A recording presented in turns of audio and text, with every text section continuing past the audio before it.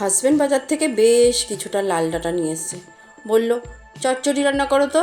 আমি বললাম, ঠিক আছে, করছি। চলো আমি রান্নাটা করি আর তোমরা দেখো আমি কি করে রান্নাটা করছি। দেখো, লাল ডাঁটাগুলোকে আমি এইভাবে কেটে নিয়েছি, এই 1 আঙ্গুল মতো লম্বা করে। তারপরে ভালো করে ধুয়ে নিয়েছি। খুব ভালো করে ধুতে হবে কিন্তু, নালে মাটি লেগে থাকে। আর এখানে মোটা সরু সব রকমেই আছে ডাঁটা। আর শিকড়ের দিকটাও আমি কেটে নিয়েছি। এবার দেখো, এখানে আমি সর্ষে নিয়ে নিয়েছি 1 চামচ মতন, 1 চামচ মতন পোস্ত নিয়েছি, আর কতগুলো কাঁচা লঙ্কা আর আদা। আর এই সর্ষের মধ্যে শুধু কালো সর্ষেই নিয়েছি, তোমরা চাইলে সাদা সর্ষেও মিশিয়ে নিতে পারো। এই সবগুলোকে আমি পেস্ট করে নেব। খুব ভালো করে কিন্তু পেস্টটা করতে হবে। দেখো, আমার পেস্ট করা হয়ে গেছে। তোমাদের একটু দেখাই ঢাকনাটা সরিয়ে। দেখো, এই রকমভাবে আমি পেস্ট করেছি। এবার এইদিকে আমি একটা কড়াই নিয়ে নিয়েছি। কড়াইটা গরম হলে ওর মধ্যে আমি সর্ষের তেল দিয়ে দেবো। আমি সর্ষের তেলে কিন্তু রান্নাটা করেছি, আর এই রান্নাটা কিন্তু সর্ষের তেলে করলেই খেতে ভালো লাগে। তেলটা গরম হলে ওর মধ্যে আমি 1/2 চামচ মতন 5 ফোড়ন দিয়ে দিলাম, আর শুকনো লঙ্কা ফাটিয়ে দিয়ে দিলাম। একটা শুকনো লঙ্কাই দিয়েছি। একটু নাড়াচাড়া করে নেব ফোড়নটা। এবার আমি আলু দিয়ে দিলাম। আমি 2টো আলু এইভাবে পাতলা পাতলা করে লম্বা করে কেটে নিয়েছি। আলুগুলো দিয়ে তেলের মধ্যে আমি 2-3 মিনিট মতো নাড়াচাড়া করব, কারণ ডাঁটাগুলো না খুব তাড়াতাড়ি নরম হয়ে যায়। এবার আমি ঢেকে রাখবো, 5 মিনিট মতন ঢেকে রাখবো। 5 মিনিট পর ফিরে আসলাম। আবার একটু নাড়িয়ে চাড়িয়ে নিলাম, আর গ্যাসের আঁচটা কিন্তু অবশ্যই মাঝারি করে রাখবে। এবার আমি ডাঁটাটা দিয়ে দিচ্ছি। ডাঁটাটা দিয়ে সবগুলো একসাথে খুব ভালো করে নাড়িয়ে চাড়িয়ে নেব। 2-3 মিনিট মতো নাড়াবো, আবার আমি ঢেকে রাখবো। এইভাবে ঢেকে ঢেকে রান্না করলে না রান্নাটা তাড়াতাড়ি হয়ে যায়, আর নরমটাও খুব ভালো হয়। এবার ঢাকনাটা সরিয়ে দিলাম। আবার আমি একটু নাড়িয়ে চাড়িয়ে নেব। এই রান্নাটা গরম গরম ভাতের সাথে খেতে কিন্তু জাস্ট ফাটাফাটি লাগে।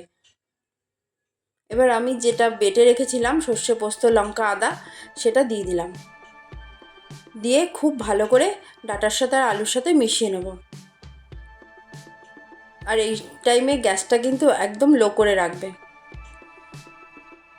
এবার আমি হলুদ দিয়ে দেব। 1/2 চামচ মতন হলুদ দিয়েছি, আর নুন দিয়েছি 1/2 চামচ মতন। দিয়ে খুব ভালো করে মিশিয়ে নেব।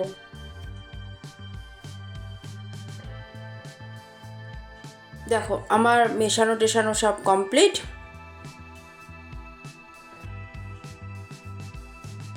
দেখেছো কত সুন্দর লাগছে দেখতে। এবার আমি এর মধ্যে জল দিয়ে দেব। জল দিয়ে একটু নাড়িয়ে চাড়িয়ে নেব। আমি এখানে 1/2 গ্লাস মতন জল দিয়েছি। এই রান্নাটা বেশি ঝোলঝোল হলে ভালো লাগে না, একটু মাখো মাখো টাইপের হলেই খেতে কিন্তু বেশি ভালো লাগে। এবার আমি আরও 1/2 চামচ মতো নুন দিয়ে দিলাম। নুন দিয়ে খুব ভালো করে মিশিয়ে নেব।